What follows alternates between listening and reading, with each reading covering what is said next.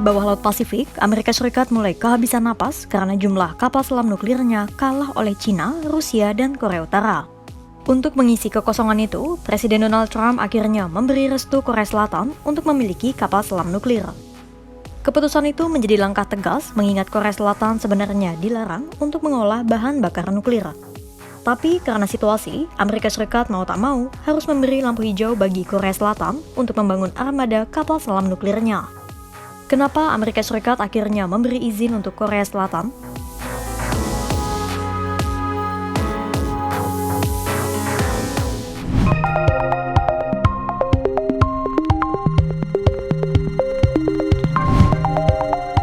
Berdasarkan jumlah aset Angkatan Laut secara keseluruhan pada tahun 2025, Amerika Serikat kalah dibanding Rusia, China, dan Korea Utara.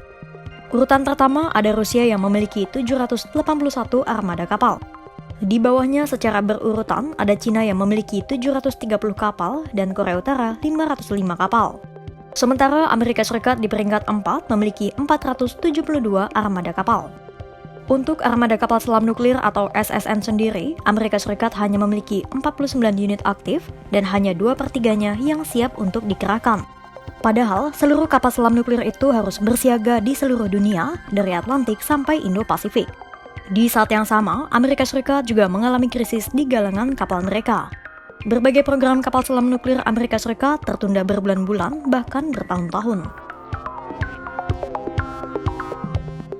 Melansir dari IASS, 37 dari 45 kapal selam tempur yang sedang dibangun menghadapi penundaan. Perawatan kapal selam juga bermasalah. Pada 2024, hanya 41% pemeliharaan kapal yang selesai tepat waktu. Keterlambatan pemeliharaan itu membuat kapal menganggur lebih lama. Situasi itu berbanding terbalik dengan negara-negara rival Amerika Serikat. Dari 400 kapal selam asing di dunia, 75%-nya ada di kawasan Indo-Pasifik, dan 160 diantaranya milik China, Rusia, dan Korea Utara. Di saat kapal selam Rusia, China, dan Korea Utara mendominasi Indo-Pasifik, Amerika Serikat justru mempensiunkan kapal selam nuklir mereka lebih cepat dan tidak menggantinya.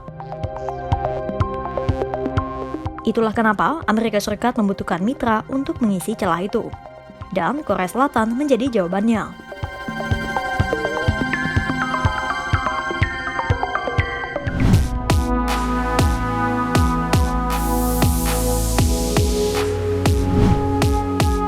Karena Amerika Serikat tidak memiliki cukup kapal selam nuklir dan tidak bisa membangunnya dengan cepat, peran itu akhirnya dialihkan ke mitranya, Korea Selatan.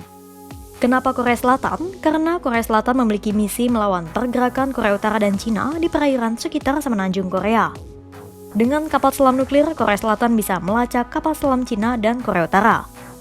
Jika Korea Selatan memiliki kapal selam nuklir, maka Amerika Serikat bisa berkonsentrasi pada patroli di titik-titik rawan lainnya, seperti Laut Cina Selatan dan perairan dekat Taiwan.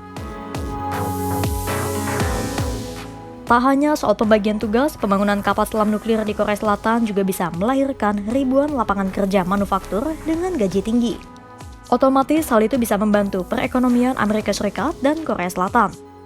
Singkatnya, kepemilikan kapal selam nuklir oleh Korea Selatan bukan semata-mata kepentingan Seoul saja, tapi juga Amerika Serikat sendiri.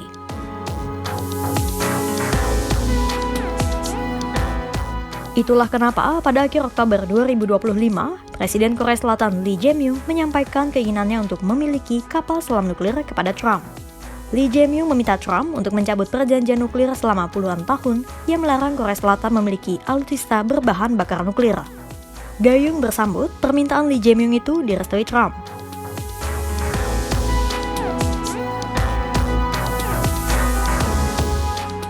Meski demikian, tak diketahui apakah izin Amerika Serikat itu hanya terbatas pada pasokan bahan bakar atau juga mencakup transfer teknologi propulsi atau mesin nuklir. Pertanyaannya, mampukah Korea Selatan membangun armada kapal selam nuklirnya?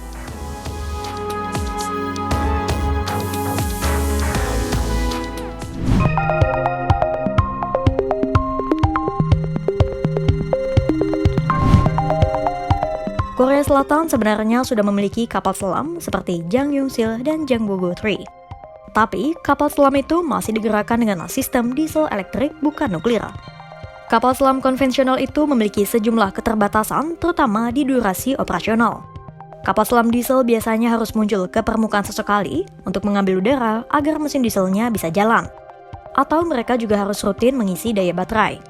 Sementara kapal selam nuklir memiliki lebih banyak kelebihan. Kapal ini bisa berada di bawah permukaan air lebih lama dan bisa bertahun-tahun. Itulah mengapa, meski sudah memiliki kapal selam konvensional, Korea Selatan masih mengejar kapal selam nuklir. Ambisi Korea Selatan itu bukan hal mustahil. Banyak pihak yakin Korea Selatan bisa membangun armada kapal selam nuklir, salah satunya Menteri Pertahanan Korea Selatan, An Kyu-baek. An Kyu-baek menyebut Korea Selatan telah mengamankan berbagai kondisi untuk membangun kapal selam nuklir. Seorang pensiunan Kapten Kapal Selam Angkatan Laut Korea Selatan, Choi Il, juga setuju dengan An Kyu-baek. Buktinya, Korea Selatan bisa membangun kapal selam berbobot 3.000 ton atau lebih besar. Korea Selatan juga bisa membangun kapal selam Jangbogo 3 yang rancangannya memungkinkan di-custom menjadi kapal selam nuklir. Namun dengan catatan, mengubah Jangbogo 3 dengan kapal selam nuklir mungkin akan membutuhkan waktu lebih dari 10 tahun. Kemungkinan kapal selam nuklir Korea Selatan akan dibangun oleh Hanwha, perusahaan kapal Korea Selatan yang telah mengakuisisi galangan kapal Philadelphia. Tapi di lembar fakta antara Amerika Serikat dan Korea Selatan, ada kemungkinan juga kapal selam nuklir mungkin akan dibangun di Korea Selatan. Pakar militer Korea Selatan dan Profesor Institut Studi Asia Timur Universitas Kyungwon, Kim Dong-yeok, lebih mendukung rencana pembangunan kapal selam nuklir dilakukan di Korea Selatan. Karena jika dibangun di Korea Selatan, Seoul juga bisa mendapatkan teknologinya, bukan sekadar mendapatkan kapal selam nuklir yang sudah jadi.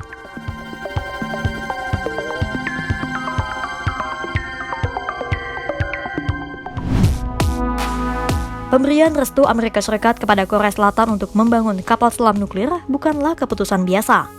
Ini adalah sinyal bahwa keseimbangan kekuatan di bawah laut Indo-Pasifik sedang bergeser. Di tengah krisis armada dan keterbatasan industri militernya, Washington tak lagi mampu menanggung beban sendirian. Solusinya bukan mempercepat produksi, melainkan menaikkan kelas sekutu. Dengan kapal selam nuklir, Korea Selatan tak lagi sekadar penjaga semenanjung Korea. Seoul kini berpotensi menjadi garda depan strategi Amerika Serikat untuk membendung Cina dan Korea Utara di Pasifik Barat. Namun peran baru itu datang dengan harga.